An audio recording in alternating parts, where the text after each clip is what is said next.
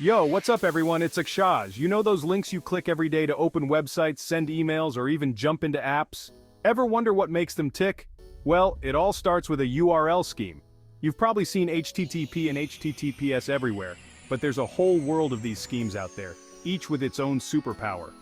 Think of URL schemes like different languages your devices understand to access different types of content. HTTP and HTTPS are like the English of the web, handling most of the everyday conversations. But just like you might switch to Spanish or French in certain situations, your devices use these other schemes to speak data, location, or even app launching languages. So, in this video, we're diving deep into the world of URL schemes. We'll unpack the familiar ones like HTTP and HTTPS, then uncover the hidden gems like Mailto, Tel, Magnet, and a bunch more. We'll see how they work, what makes them unique, and how they connect you to a universe of content beyond just websites. Stick around, it's going to be interesting. First up, the classic HTTP, or Hypertext Transfer Protocol. This is the OG, the one that started it all. It's how your browser grabs web pages and files from servers across the internet. Think of it like sending a postcard. It gets the message across, but anyone along the way could potentially take a peek at what you wrote. That's because HTTP sends data in plain text, making it vulnerable to eavesdropping. That's why you don't see plain old HTTP as much these days. It's like using a carrier pigeon in the age of instant messaging. It works, but there are better, more secure options. Speaking of which, enter HTTPS, the security upgrade the internet desperately needed. That S at the end stands for secure, and it makes all the difference. With HTTPS, your data gets encrypted, scrambled up into an unreadable mess before being sent over the web. It's like sending your postcard in a locked briefcase. Only the intended recipient with the key can unlock and read it. This encryption protects sensitive information like passwords, credit card details, and anything else you wouldn't want falling into the wrong hands. In fact, Google and most browsers are serious about security these days. They'll even flag websites still using HTTP as not secure, so you know to proceed with caution. Next up we have FTP, or File Transfer Protocol. This one's less about browsing websites and more about, well, transferring files. Think of it like a dedicated courier service for your digital packages.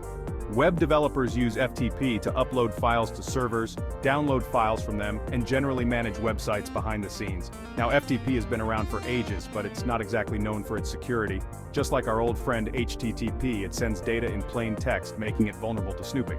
That's why you'll often see SFTP or Secure FTP being used instead. It's like hiring an armored truck instead of a regular van for your valuable cargo. Ever been on a website and clicked a Contact Us link that magically opens your email app? That's the Mailto scheme in action. It's like having a pre-addressed, stamped envelope ready to go. Just pop in your message and hit send. The Mailto scheme can even pre-fill the recipient's email address, the subject line, and even the body of the email, saving you precious keystrokes. It's a small detail, but it makes a big difference in user experience, especially on mobile devices. Next we have Tel, the URL scheme that turns your smartphone into a direct dial phone booth. See a phone number on a website? Just tap it. And the Tel scheme tells your phone to open the dialer app and punch in the digits for you. No more memorizing numbers or manually typing them in, just instant calling convenience.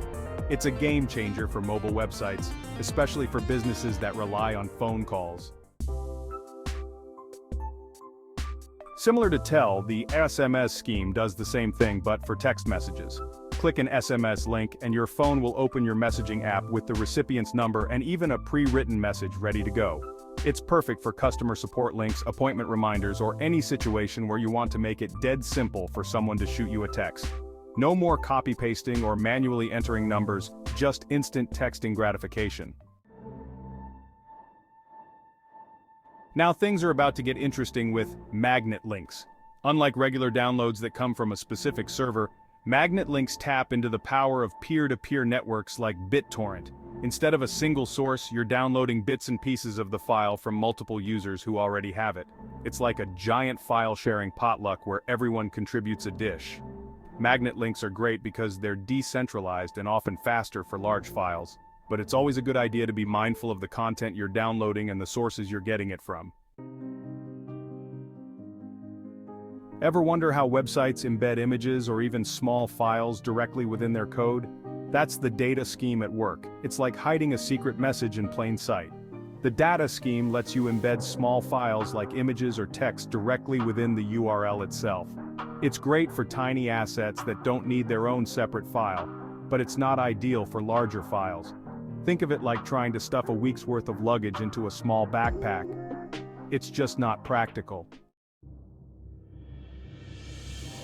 Next up we have Geo, the URL scheme that turns your phone into a GPS-guided adventurer. Click a Geo link and your phone will open its Maps app and pinpoint the exact location specified in the URL. It's incredibly useful for sharing locations, finding nearby businesses, or even just exploring a new city. No more manually typing in addresses, just instant location awareness at your fingertips.